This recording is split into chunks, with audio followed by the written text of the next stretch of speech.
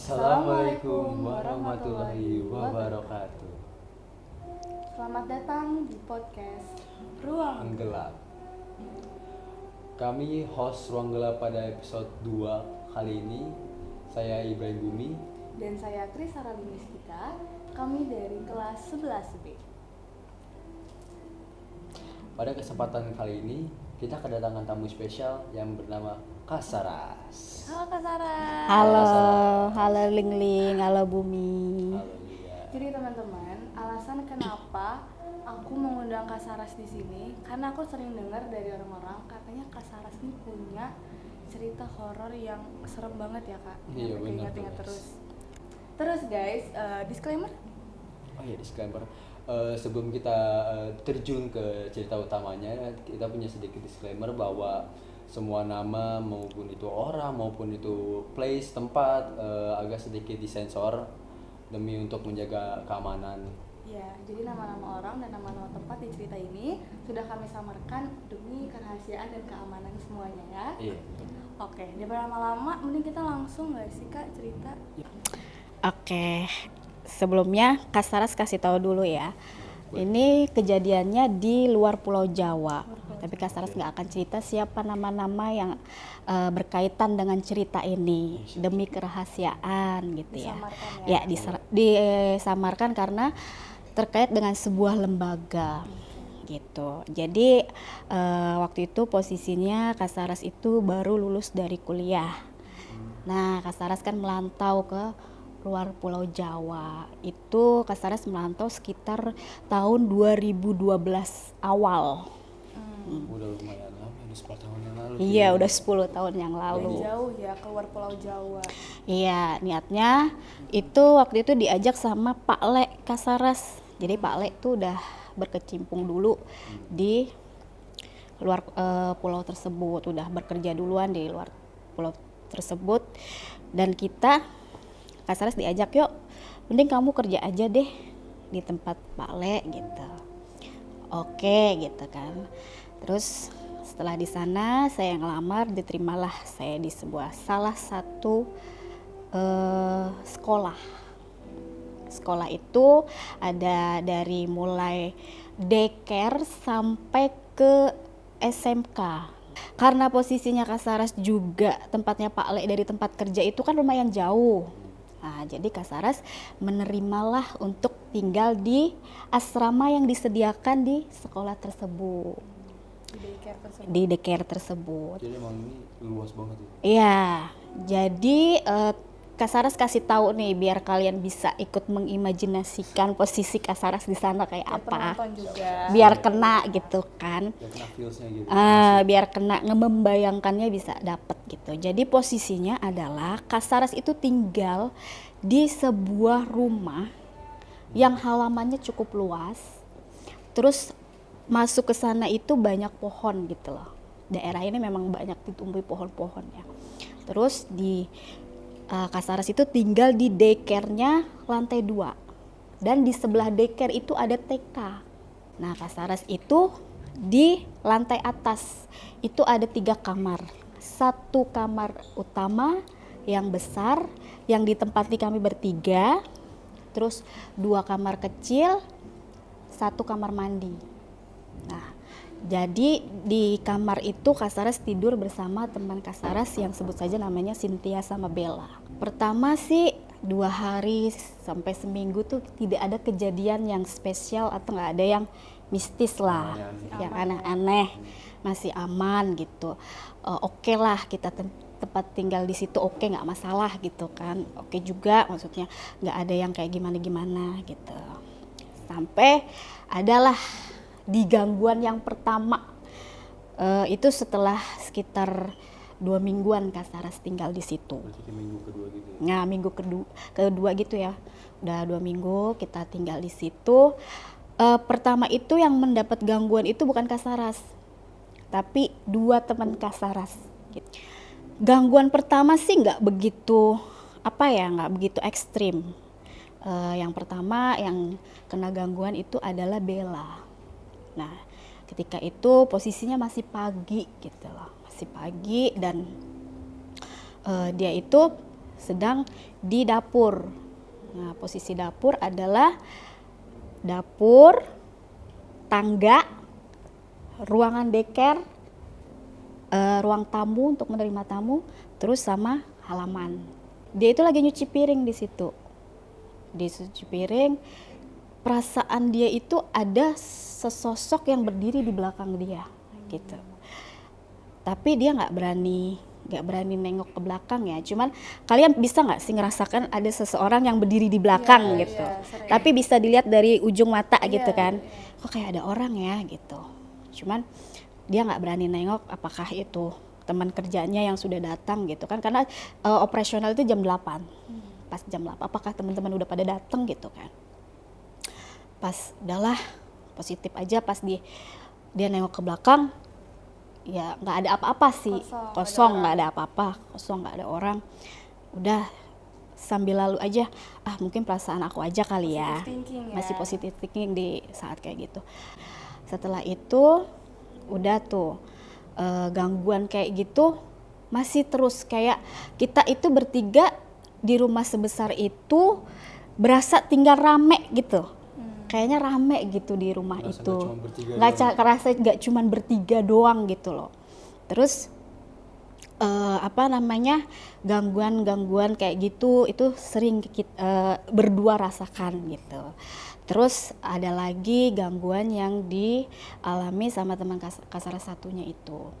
Jadi begini, kita masuklah ke atas di ruang tengah, posisi mau menjelang maghrib itu. Nah, pas menjelang maghrib itu teman Kasaras yang Bella ini bilang, kok kayaknya bau bangke ya, katanya gitu. Terus kita cium-cium, iya ya bau bangke gitu. Jangan-jangan ada bangke cicak atau tikus yang mati di ruangan ini gitu kan. Kita cari baunya tuh menyengat gitu loh. Tapi kita nggak nemu ada barangnya, ini bangkainya di mana sih gitu. Itu ngarinya di atas aja tuh sampai bawah. Di atas aja. Di atas aja. Jadi kita sampai kita bongkar itu lemari semua apa, tapi kita nggak menemukan si bau bangke ini gitu. Ini baunya dari mana ya gitu. Udah sampai bau itu tuh hilang ketika sampai azan subuh. Azan subuh. Oh, jadi semalaman penuh itu. Bau itu. Tapi sorry tadi begitu azan subuh berkumandang udah kayak hilang. Iya, hilang berangsur-angsur hilang Oh, gitu loh, berangsur-angsur hilang. Pokoknya azan subuh hilang gitu. Tapi kita masih positive thinking bahwa di situ nggak ada apa-apa Cuma gitu. cicak gitu. Cuman cicak, mungkin ya udah baunya ngabar kena angin gitu kan. Ternyata pas waktu itu Cynthia di bawah, itu kan kita di atas semua nih. Ini Ada- posisi yang pagi tadi itu ya? Enggak, kita udah beda hari. Ini posisinya maghrib.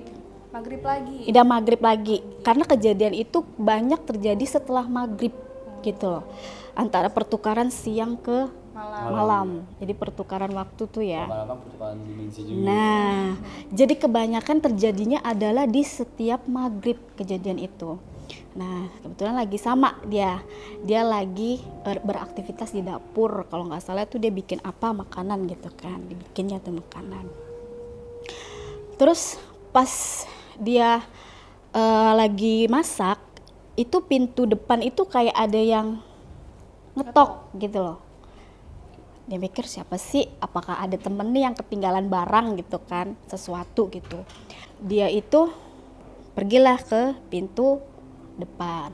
Tadi ingat tangga, ruang deker, ruang tamu, baru pintu. Jalanlah dia tuh lurus terus. Yang disekat itu hanya ruangan deker. Jadi deker itu bentukannya sekatan tapi di sini lebar. Dia lurus, dia dilihatnya sampai pintu nggak ada orang. Dilihatnya sampai pintu nggak ada orang. Terus dia balik lagi. Dibalik lagi ada sosok wanita pakai baju merah. Berdiri di tangga. Yang mau Jelas sosoknya. sosoknya jelas. Tangga mau ke atas itu. Yang mau ke atas itu. Akhirnya teman kakak jerit dong, teriak. Kak gitu kan. Kita kenapa itu? Otomatis yang kakak di atas langsung turun. Lari kita berdua. Dia udah gemeter tuh. Kenapa kamu Bel gitu? itu kak gitu. Dia cuman itu kak gitu. Apa itu kak gitu. Ya udah yuk kita naik yuk, kata saya gitu. Naik ke atas, masuk kita ke ke kamar kita bertiga. Ingat ya, kondisi kejadian maghrib kan. Setelah ada sosok wanita merah yang keluar, yang dilihat si teman Kak Saras itu, terciumlah bau amis gitu. Amis ya. Iya, amis. Tadi kan bangke, sekarang amis, dan itu bau amisnya luar biasa gitu. Dan di situ kita udah mulai mikir apa sih, kenapa sih asumsi yang sebenarnya ada apa sih di rumah ini gitu loh. Mulai negatif thinking. Udah mulai ya perasaan yang nggak enak gitu, udah nggak perasaan nggak enak. Lanjut, ya udah deh. Lagi-lagi kejadian bau amis itu hilangnya abis azan Subuh. Kejadiannya ya abisnya. Nah, udah kayak gitu, mulailah di sini masuk gangguan itu terjadi sama Kak Saras. Jadi posisinya adalah Kak Saras waktu itu pulangnya agak malam, ya, agak malam abis main. Tahu kan anak muda, habis kerja, stres, terus capek gitu, butuh refreshing gitu kan. Pergilah Kak Saras nih main sama teman-teman Jadi gitu. posisinya setelah maghrib kali ini. Setelah maghrib. Lagi Setelah bahkan ini udah mau mendekati nggak tengah malam juga sih kejadiannya, udah sekitar jam 10-an gitu. Jadi Kak Saras dari main pulang ke rumah itu sekitar jam 10, Kak Saras masuk lah. Kita itu kan setiap anak disediain kunci ya. Jadi tanpa harus membangunkan teman-teman supaya nggak ganggu gitu kan. Terus Kak Saras pulang sekitar jam 10, Kak Saras masuk, terus naik ke atas, lampu kamar udah dimatikan, teman-teman Kak Saras udah tidur. Itu sekitar jam 10 ya. Seingat Kak Saras sekitar jam 10. Kak Saras posisinya tidak menghidupkan lampu, langsung ngambil posisi untuk tidur. Kaki Kak Saras posisi tidurnya adalah ditekuk satu selonjor. Dapat ya. Nah, jadi Kak Saras tidur ayam itu ya, menjelang tidur. Ketika Kak Saras sudah merem-merem, kayak ada sosok tinggi besar itu di hadapan Kak Saras, tepat di hadapan Kak Saras. Sosok itu berdiri. Gitu. Tahu nggak istilahnya adalah kayak tindihan, tahu nggak bahasa Jawa, rep-repan gitu ya. Mau melek nggak bisa, mau bangun nggak bisa, mau baca ayat-ayat juga nggak bisa. Gimana sih orang kayak rep-repan mendadak jadi lupa baca Al-Quran, misalnya balik aja ke situ terus gitu loh. Bismillahirrahmanirrahim, balik lagi Bismillahirrahmanirrahim. Dan itu kejadiannya lumayan lama deh kalau menurut Kak Saras, sekitar kejadiannya 15 menitan kayak gitu. Terus sebisa mungkin lah Kak Saras, aduh bismillah, sampai akhirnya dia narik kaki Kak Saras. Kan ingat tadi posisi kaki Kak Saras ditekuk satu, yang satu selonjor, berarti yang ditarik. yang ini yang ditekuk seret nyampe selonjor juga. Sampai selonjor, kenceng banget. Dan baru di situ Allahu Akbar, bangunlah Kak Saras. Baru bisa rap-rap. Iya, baru hilang. Terus Kak Saras bangun, nggak ada, itu sosoknya hilang. Baru bisa tidur sampai di azan subuh. Padahal besok paginya kita kerja, gitu kan. Nah itu selama nggak bisa tidur tuh Kak Saras takut nggak sih? Takut sih enggak, cuma perasaannya apa Nggak sih tenang tadi, nggak tenang, tidur pun nggak bisa. Apa mau cerita, kasihan teman udah pada tidur gitu kan. Jadi sisa malamnya Kak Saras tuh gimana? Nggak tidur gitu? Ya udah melek aja sampai azan subuh. Lama juga ya, jam 10 jam ya 10 jajan 15 menit, sekitar 15 menit mungkin, nggak lihat jam juga, sampai Kak Saras nggak bisa tidur lagi sampai azan subuh. Nah disinilah sampai ada suatu kejadian di mana kedua teman Kak Saras ini mendengar percakapan antara dua orang pekerja yang ada di situ. Yang udah lama gitu ya? Yang udah lama di situ. Tapi nanti dulu. Nah sebelumnya mereka juga lihat nih, Kak kita mau cerita deh. Sebenarnya mereka udah lama ngerasain. Bukan udah lama, sudah beberapa kali lihat gitu. Ibu ini suka nyiram-nyiram sesuatu di depan rumah. Ibu pimpinan. Ibu pimpinan daycare ini, ketuanya. Bukan pimpinan tertinggi ya, tapi ketua daycare yang di situ. Disiram-siram lah di depan rumah itu setiap jam 4 sore. Gitu. Jam 4 sore. Iya. Patternnya gitu ya. Iya, Pasti setiap hari. pasti jam 4 sore. Karena posisi Kak Saras pulang tuh pasti sebelum maghrib jam 5, setengah 5 gitu. Dan daycare itu tutup sekitar jam 4. Nah jadi sebelum dia pulang dia nyempetin buat nyiram sesuatu gitu. Terus kamu tanya nggak itu buat apa gitu loh. Ya enggak Kak, kita nggak mau tanya gitu loh. Dan memang ibu itu agak privasi ya, orangnya agak nggak terbuka gitu. Dia nggak mau cerita-cerita gitu. Disiram-siram lah di depan rumah.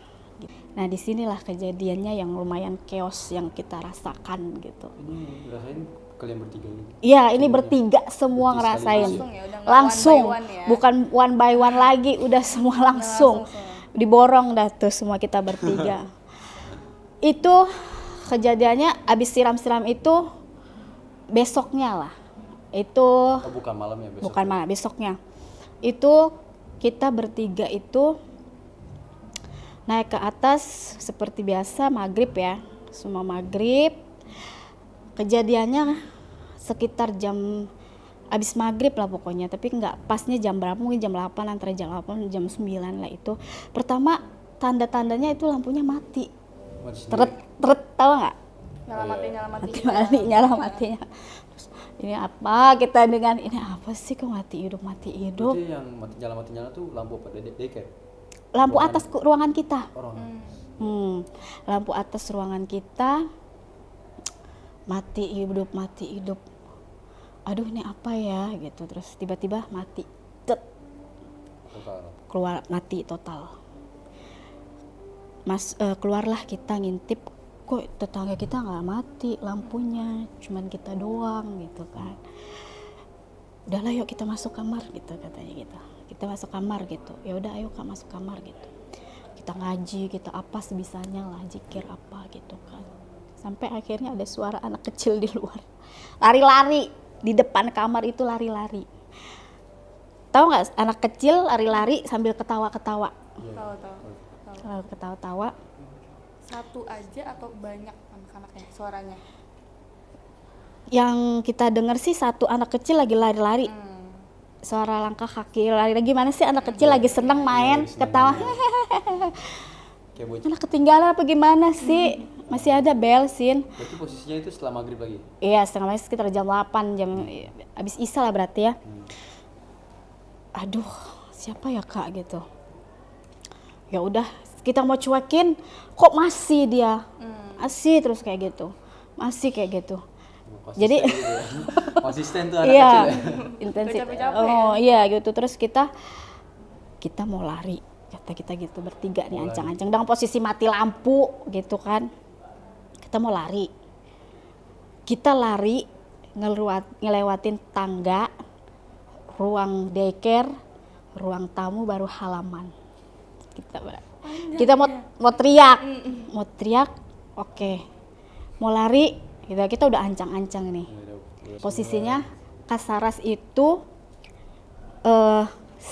Bella depan, Cynthia tengah, Kak Saras paling belakang. Lari lah kita keluar. Cynthia tiba-tiba teriak, gitu. Yang tengah tuh ya? Yang tengah, kenapa Sin gitu? Kenapa? Kak tolong gitu kan. Emang ada apa? Ada apa Sin? Ada apa gitu kan. Terus Bella, kenapa Sin? Jadi kan si Bella ngadep ke atas. Karena posisinya udah kita mau ke tangga, udah turun Bella udah di bawah anak tangga yang nomor 3, Cynthia di tengah-tengah antara atas dan bawah, Kak Saras paling belakang. Jadi Kak Saras tuh megangin Cynthia, kenapa, ada apa gitu, Kak tolong gitu kan. Padahal posisinya di tengah-tengah tangga ya? Tolong gitu kan, Kak tolong, lepas gitu kan. Ada apa, kita nggak ada megang apa-apa, kamu kenapa gitu, Kak tolong ini Kak, kaki aku gitu. Ada apa kakinya, ini kaki aku dipegang gitu kan. Cuman dipegang apa? Nggak ada. Ini nggak ada yang megang. Ini aku megang tangan kamu. Enggak, kaki aku dipegang, Kak. Itu dia ketawa-ketawa gitu kan. Merinding Kak Saras. Ketawa-ketawa. Nggak ada apa-apa. Ayo Cynthia, ayo tarik bel gitu kan. Udah tuh ditarik kita. Chaos lah kita bertiga ini. Belum sampai ke pintu ke ruangan itu kita berhenti di daycare. Di daycare depan ruangan daycare itu. Terus dia udah ngos-ngosan gitu kan. Yaudah yuk masuk ruangan daycare dulu, kita tutup gitu kan. Kita tutup. Tapi kan posisi daycare itu kan masih ada kacanya gitu loh. Masih ada kacanya dan kacanya itu bening kan, kita bisa lihat keluar gitu loh. Yeah. Tapi posisi itu yang diganggu, emang intensitas yang diganggu tuh si Cynthia gitu loh. Tapi masih di atas tuh masih kayak ada anak kecil lari-lari gitu lah. Masih gitu loh. Kayak kecil lari-lari dan kita tuh ya udahlah berdoa sebisanya sampai ya itu tadi tidur azan subuh gitu. Dan benar-benar konsisten. Ternyata besoknya Cynthia itu cerita kalau kakinya itu dipegang sama sosok makhluk anak kecil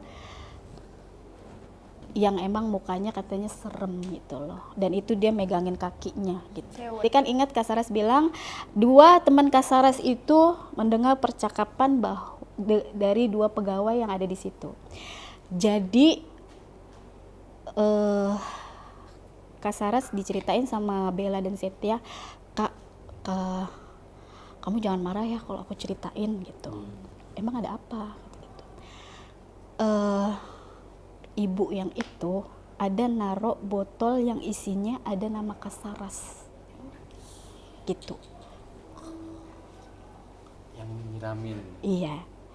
Jadi botol itu merinding Kak Saras. Iya, aku juga merinding. Ya, terus. Ditaruh di atas deket meja kantornya. Meja kantor dia. Itu botolnya taruh situ. Botolnya ditaruh situ. Dan memang Kak Saras lihat ada botol bening di dalamnya itu ada kertas. Kak Saras sempat pastikan setelah diceritakan. Terus Kak Saras tanpa babi bu lagi, Kak Saras labrak ibu itu. Karena menurut Kak Saras udah nggak wajar ya, udah nggak beres gitu. Udah nggak beres dan menurut Kak Saras ini udah nggak bener. Yang ada nanti membahayakan Kak Saras dan teman-teman Kak Saras dong.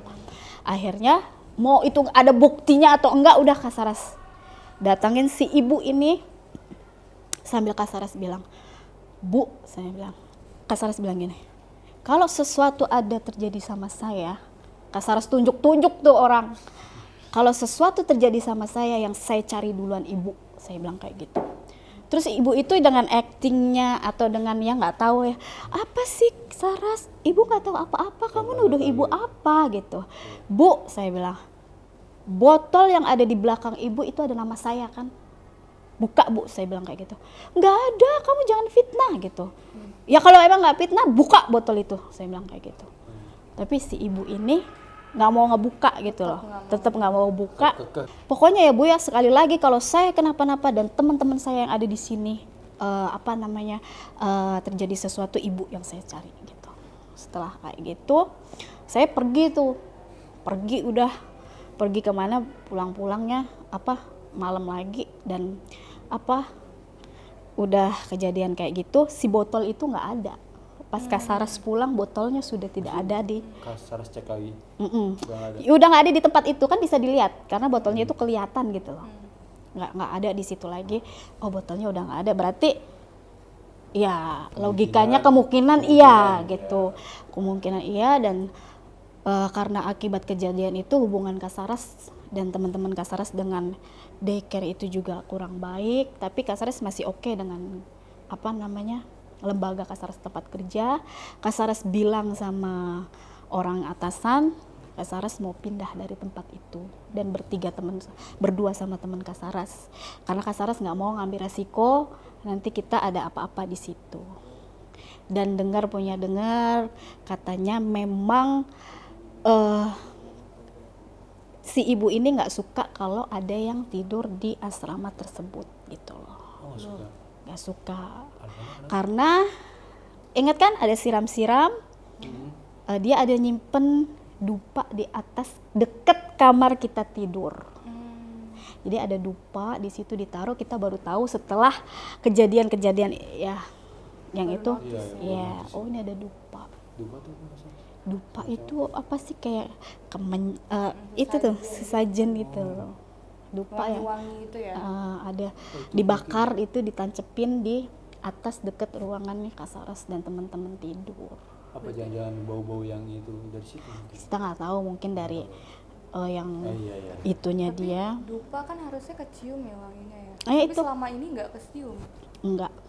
Dan itu ya dihidupin sekitar jam 4 itu, mungkin setelah siram-siram, dan kita memutuskan untuk pergi dari tempat itu karena kita nggak mau terjadi sesuatu yang lebih buruk lagi, yang nantinya malah keselamatan kita terancam di situ.